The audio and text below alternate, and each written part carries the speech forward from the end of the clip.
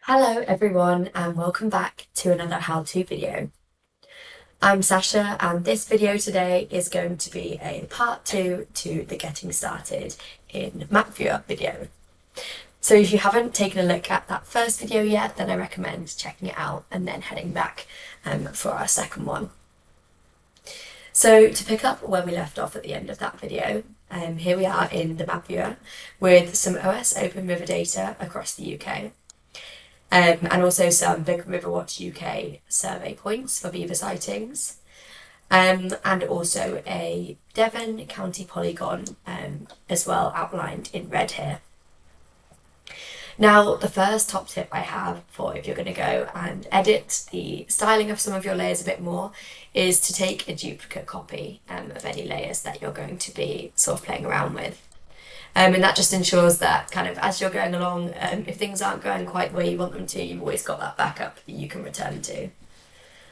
So in this case, I'm going to take a duplicate copy of my county polygon layer and I'm going to go into my styling options and just edit the styling of this polygon a little bit. So I'm going to choose a thinner outline and a light grey solid fill, and this is just going to mean that any effects we now choose will show up a little bit better. So now I'm happy with how that's looking. I'm going to go ahead and find some effects to pull in. So you can find the effects on the right hand tab here. And in here we've got lots of different options for highlighting some layers or features in our map with some fun and some eye-catching effects. So for example, we could add in a drop shadow to our map. We could add in a bloom, which in this case doesn't look too useful, but it can be a fun one to try out. We can add in blurs, which we can increase in strength. And there are various other effects as well to do with contrast and saturation as well. But one of my favourites is the drop shadow, and I'm going to choose this one today as I think it really kind of highlights my polygon boundary. To emphasise that a little bit more, I'm going to go and select a light grayscale base map as well. So I'm liking the look of my base data, but I would quite like my rivers within this Devon boundary to stand out a little bit more, and to do that I can make the most of some blend modes. So if you haven't used blend modes before, they can be found in the properties tab on the right hand side, and when you scroll down in the appearance pane you can see that you've got an option, drop down option here for blending. Now, blend modes in the map viewer allow you to control how layers in your map are displayed by blending them together in different ways to create some different effects. So you can see there are lots of different options here. And this method manipulates the actual pixel values of the data itself rather than just adjusting transparency. So it is quite a nice way to go and change the visualization of some of your data. Now, in my case, I think this colour burn works really well, as it's emphasising the darker areas of my overlapping features and therefore increasing the contrast between my top and my background layers, which is what I'm looking for. So I'm happy with that blend mode option there. I could also increase the transparency of my layers as well, but for now I'm happy for that to stick to 0%. So although I'm happy with how my rivers are looking, when I go and select a river in my map viewer, we can see that my pop-ups are looking a little bit empty, and I'd quite like to pull some more information into these. So to do that, I'm going to head to the pop-ups tab, again on the right hand side here. And when I take a look in the title drop down, we can see that I've got the option to add in a field from my fields list as the title of my pop-up. So in this case, I think name of each river is a suitable option. And I can then go in and add some further content to my pop-ups as well. So you can see there are a couple of options here.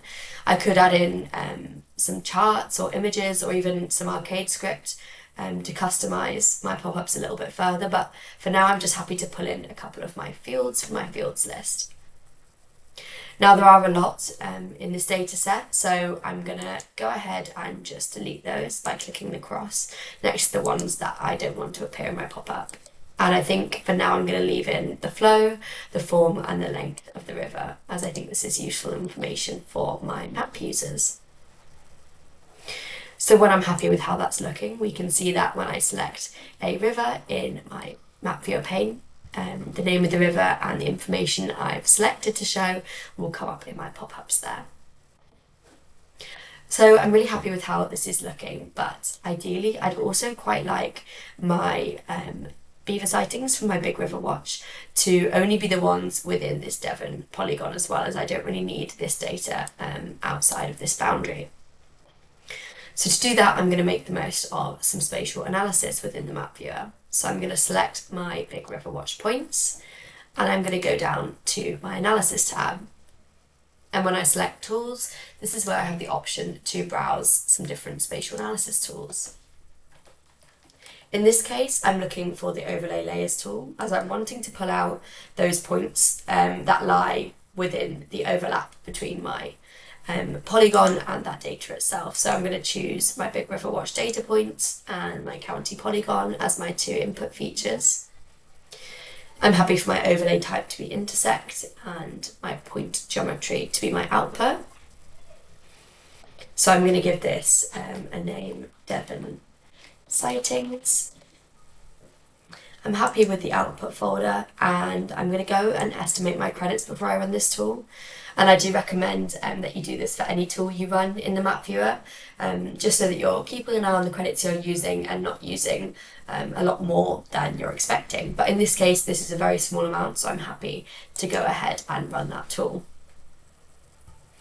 So when I click run, you can see that that tool has then been submitted, and I can go and keep track of the progress of this tool as well within the history tab on the top there.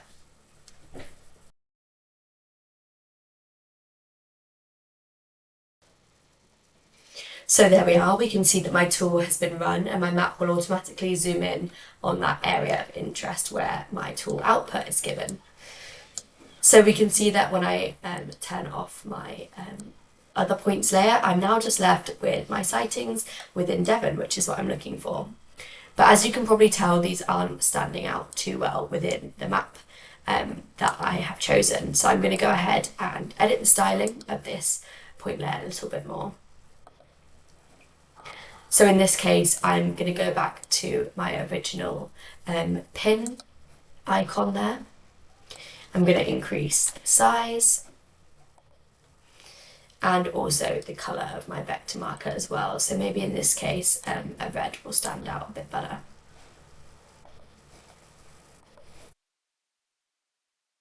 So there we are. Today I've shown you how you can take your use of map viewer a little bit further by using some effects, some blend modes, some formatting of your pop-ups, and also some spatial analysis.